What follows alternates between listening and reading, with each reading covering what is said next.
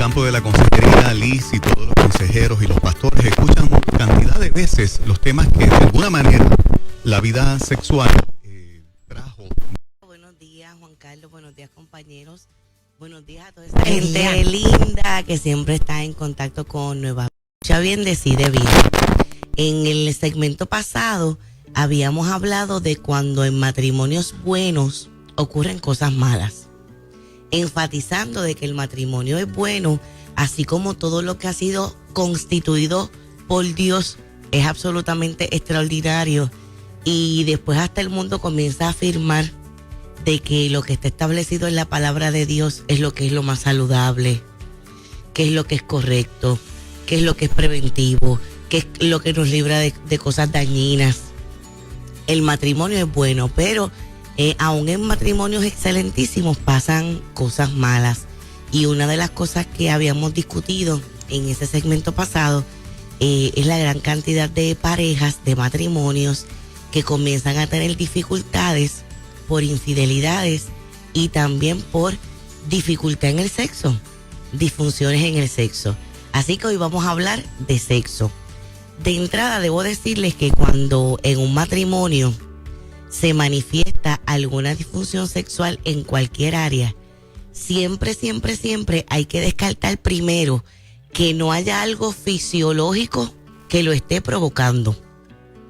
Aún antes de entrar en bloqueos emocionales, aún antes de entrar si tiene que ver con paradigmas sobre el sexo, siempre se debe descartar que no hayan aspectos fisiológicos que lo estén provocando. Y en la parte fisiológica puede que sea él o puede que sea ella que fisiológicamente esté afectada con algo para que no haya una vida sexual saludable. Así es, en ocasiones es uno de los dos, en ocasiones son los dos las que pasan por diferentes pruebas, porque existen unas pruebas de laboratorio que miden diferentes ángulos que puedan estar provocando esa disfunción.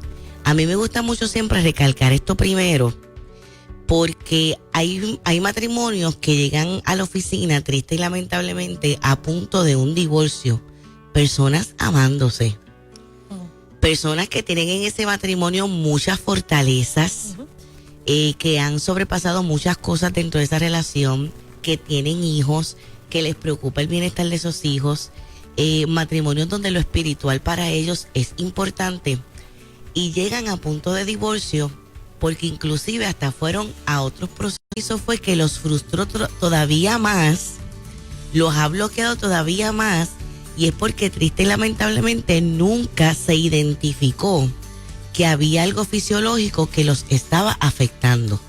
Hay diferentes enfermedades físicas que tienen un impacto en el sexo, en la potencia sexual, en el líbido, que es el deseo sexual, como por ejemplo la diabetes, la alta presión, algunos desórdenes hormonales, algunas condiciones psiquiátricas también.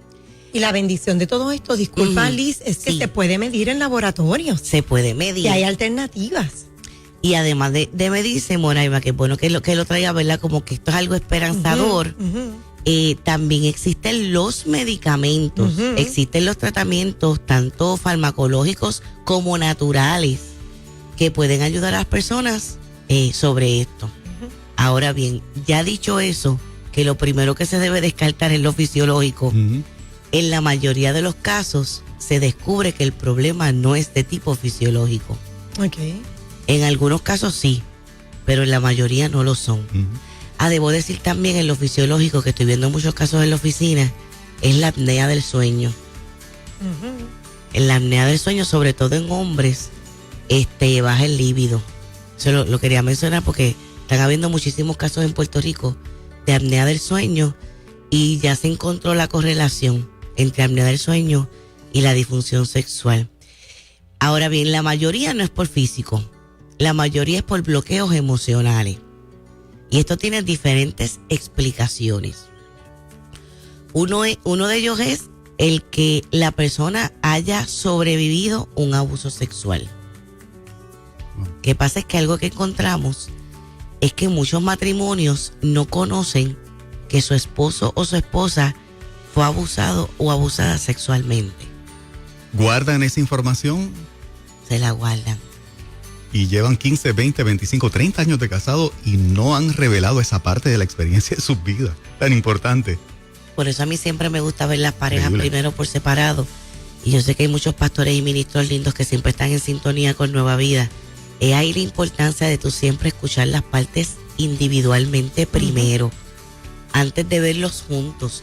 Porque es que hay una información que se puede obtener y siempre yo le hago preguntas relacionadas a la niñez, a los tipos de maltrato, a la relación con mamá o papá. Todo eso a mí me da una información bien valiosa de lo que se puede estar proyectando dentro del matrimonio. Porque es que de todas estas experiencias, sobre todo los tipos de maltrato y de las cosas que se vivieron en el hogar de origen, donde más nosotros pasamos facturas en el matrimonio, donde más se ve proyectado eso es en el matrimonio, porque ninguna relación en nuestra vida es más íntima que la relación matrimonial. Siempre la razón de no decir lo que la persona vivió en la niñez es vergüenza, es miedo a que el cónyuge te vea de otra manera y te deje. O sea, ¿cuál es la razón? Porque para mí en el contexto... Juan Carlos, es todo eso. El abuso sexual es un abuso que es el más que se calla. De hecho, es bien interesante cuando se interviene con niños en terapia sobrevivientes de abuso sexual. Se les manda a hacer un ejercicio que es una prueba proyectiva que se llama el autorretrato. La mayoría de ellos se dibuja sin boca. Ay. Entonces hay tanta data sobre esto que inclusive las personas que son peritos en el tribunal utilizan estos dibujos porque eso se considera como una validación del abuso sexual. El que se haya dibujado sin boca. ¿Por qué se dibujan sin boca? Porque no hablan, sienten que no deben hablar por la vergüenza que conlleva para ellos el abuso sexual. Y la vergüenza está sostenida en que la persona que es sobreviviente de abuso sexual cree, nada más lejos de la verdad, esto es un gran mito, cree que tiene una responsabilidad sobre ese abuso. O sea, independientemente en qué etapa de desarrollo haya sido, que algo ella o él hizo provocó que ese abuso sexual se diera. En muchas ocasiones la razón por la que los niños, niñas creen esto, y hasta adolescentes, es porque el perpetrador o la perpetradora le ha hecho sentir o creer que eso es así, que son responsables. Y como casi siempre el perpetrador es una persona cercana, papá, padrastro, tío, abuelo, vecino, un líder religioso, mamá, madrastra, una tía, como casi siempre es alguien del círculo. Y fíjense, en un foro como este vale la pena decir que a veces las mamás y los papás están protegiendo a los niños de las personas, los ajenos, de los de afuera, y realmente de las personas que tenemos que estar al pendiente de todos y de todas, ¿verdad? Y ver los indicadores que se pueden dar en los niños cuando se está sobreviviendo un abuso sexual. Ellos tienen cambios dramáticos en los estados anímicos, empiezan a sentirse tristes, comienzan a mostrar una conducta hipersexual, comienzan a bajar las notas, no quieren ir al lugar ese donde está el perpetrador, ya sea el lugar donde lo cuidan o estar solo con la persona, ¿verdad? Todos estos cambios, estos indicadores son importantes, pero sí, trayéndolo en cuanto a lo que ocurre en la relación matrimonial, la persona calla por vergüenza, la persona calla por el estigma que se puede tener sobre él o sobre ella. Yo aquí he hablado varias veces de un caso de un hombre de 62 años que una vez en un retiro matrimonial nos estuvimos 3 días con este mismo grupo de matrimonios en un hotel en Puerto Rico. Hablamos del tema de sexo y cuando él llega a la habitación le confiesa a su esposa, él con 62 años, de que él había sido abusado sexualmente por un tío. Y ella, muy sabia, le dijo, pues yo te voy a dar apoyo para que tú vayas a buscar ayuda. Y él llega con 62 años, o sea, nunca es tarde para resolver esto. Y cuando en la terapia esa persona que ha sobrevivido a abuso sexual lo confiesa al terapeuta, el terapeuta guía para que se lo confiese al esposo o a la esposa. Porque es que hablar una verdad como esta, como dice la palabra, la verdad nos hace libres. eso va a hacer que el esposo o la esposa entienda muchas cosas. Y déjeme decirle, el abuso sexual es rampante en Puerto Rico. Sí lo es. Es rampante, sobre todo en los pueblos del centro y norte de la isla. Eso es una cosa que es impactante, la cantidad de niños y niñas en Puerto Rico que son abusados sexualmente. Pues todos esos niños y esas niñas van a entrar en relaciones de pareja, se van a casar y pueden proyectar todo esto no resuelto dentro de la relación matrimonial. Otro factor que hemos visto que tiene impacto en el sexo y que es emocional son las creencias que las personas tienen sobre el sexo antes de llegar al matrimonio. Las creencias, ya sea por traumas que tuvieron en relaciones de pareja anteriores, incluyendo violaciones en relaciones de pareja anteriores, o que ha ocurrido todo lo contrario, aunque son personas que no han tenido experiencia sexual o no han tenido ninguna experiencia sexual, y más bien el paradigma es, dentro de un contexto religioso, el sexo es malo, el sexo duele, el sexo es sucio. A veces estas personas son personas que aman mucho a Dios, que se quieren mantener firmes en el Señor, que no quieren tener relaciones sexuales antes de casarse, o vienen de hogares también bien rígidos en el tema. Entonces se han metido todo eso en la cabeza. Esto yo lo veo mucho por el tipo de población que yo atiendo. Se han metido mucho ese concepto en la cabeza, y después cuando llegan al matrimonio, pues hacer ese cambio dramático. No, ahora el sexo es bueno, ahora el sexo no es del diablo, ahora el sexo es de Dios.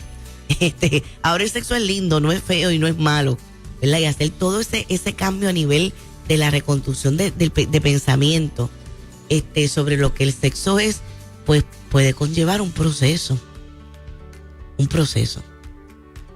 Hay casos, Liz, que cuando te enteras de matrimonios de mucho tiempo, cristianos, maduros, de experiencia, en el contexto de su relación, le daba vergüenza hablar de sexo y de qué le gustaba en la relación íntima. Por lo tanto, este varón no le descubría a su esposa las cosas que le gustaban y viceversa. Pero, y esta es la pregunta, ¿cómo cualquiera de los dos en el ámbito del nivel de infidelidad que se está dando en el contexto de la vida de la iglesia, ¿no? Sí. ¿Cómo él con otra se atrevía a hablarle de lo que fuera, o ella con otro se atrevía a hablarle de lo que fuera? Ajá. Es como medio contradictorio que en el contexto de la relación de casado no hablaban de sexo, pero se estaba en la disposición de hablar de sexo en todas sus formas, o hasta cuán lejos se permitiera con alguien de afuera. Ese fenómeno de muchas parejas cristianas, ¿a qué tú lo atribuyes? Pues mucho tiene que ver con la conceptualización del matrimonio, que el matrimonio es lo que es sagrado, que sagrado entonces es no hablar de sexo, porque es lo que nos han enseñado. Pero casi todas las relaciones de infidelidad, curiosamente, comienzan hablando con este tema. O sea, así es como empieza la infidelidad. Y comienzan a confesarse sobre esas insatisfacciones que tienen en la relación de pareja. Y casi todas las relaciones de infidelidad están más basadas en sexo que en ninguna otra cosa. O sea, el compromiso suele ser en la relación original, el compromiso, que es uno de los fundamentos de una relación. La intimidad emocional y el apego emocional suele ser en el matrimonio. Pero entonces en lo que tiene que ver con sexo es la relación de amante. De ahí el uso de pornografía y de estar expuestos a otro tipo de material, porque los sacian de esa manera, no en el diálogo con su cónyuge. Correcto, y vienen esas adrenalinas. Por eso es que estas relaciones también se convierten en relaciones adictivas. Yo los he visto en mi oficina con una sintomatología, personas tratando de romper relaciones de infidelidad basadas en sexo, que cuando estamos en ese proceso de sobriedad, que no pueden haber recaídas, le dan vómitos, le dan diarreas, le dan temblores.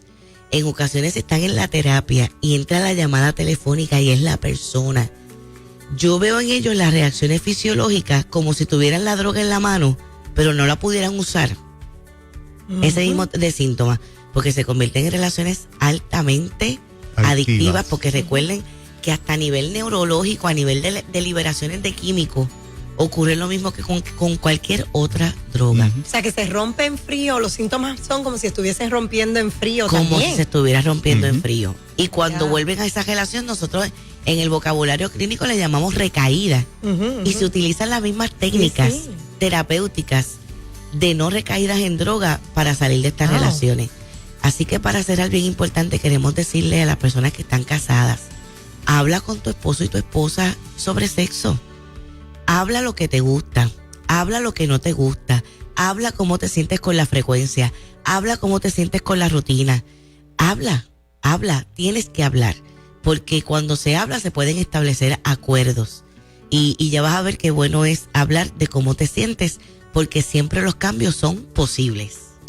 Para contactarte en tu oficina, para invitarte a un retiro de matrimonios, para una actividad, ¿cómo conseguimos a Liz Millán? Claro que sí, pueden comunicarse al 396-8307, 396-8307, y quiero invitarles que este sábado, 8 de junio, tendremos la certificación para personas que están trabajando con sanidad interior o simplemente personas que quieren crecer en el tema, discutiendo temas como la depresión y los tratamientos para personas con depresión, ataques de pánico. Tenemos al doctor Eliu Santos, que va a trabajar el tema de los problemas más comunes en los adolescentes, y vamos a hablar de esto aplicado a adolescentes, sobre sexo, cómo tú manejarlo con los adolescentes. Y también vamos a tener a Dalia Millán hablando de las crisis en la familia. 396-8307. Muchas gracias, Liz. Bendiciones.